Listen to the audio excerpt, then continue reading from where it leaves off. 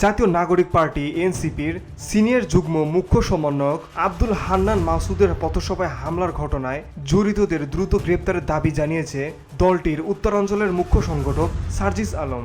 আজ মঙ্গলবার সকালে নিজের ভেরিফাইড ফেসবুক প্রোফাইলে এক পোস্টে তিনি এ দাবি জানান। পোস্টে সার্জিস লিখেছেন, গতকাল আমার সহযোদ্ধা আব্দুল হান্নান মাসুদের উপরে বিএনপির কিছু নেতাকর্মীর দ্বারা যে হামলা হয়েছে এটার জন্য বিএনপির লজ্জা হওয়া উচিত। বিগত 16 বছরে স্বৈরাচারী আমলে দল হিসেবে বিএনপি সবচেয়ে বেশি অন্যায় এবং জুলুমের শিকার হয়েছে। অতঃপর হান্নান মাসুদের মতো কিছু অকুতোভয় আপসহীন সাহসী তরুণদের হাত ধরে ছাত্র জনতার ঐক্যবদ্ধ প্রচেষ্টায় বিএনপি সহ বাংলাদেশের রাজনৈতিক দলগুলো সেই স্বৈরাচারী দুঃশাসন থেকে মুক্তি পেয়েছে। এই কৃতজ্ঞতা বোধটুকু বিএনপি সহ অন্যান্য রাজনৈতিক দলের সবসময় থাকা উচিত। তিনি লেখেন, এই মুহূর্তে বিএনপি বাংলাদেশের সবচেয়ে বড় রাজনৈতিক দল, এজন্য তাদের দায়িত্ব, দায়বদ্ধতা এবং কর্মযোগ্য সবচেয়ে বড় হবে, এটাই স্বাভাবিক।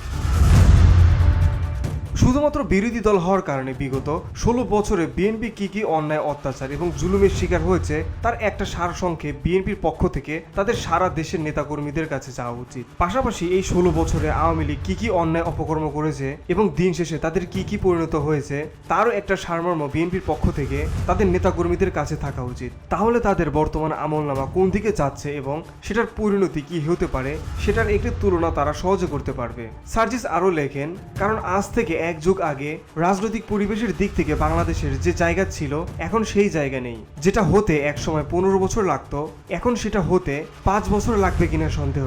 এই জেনারেশন এখনো সজাগ।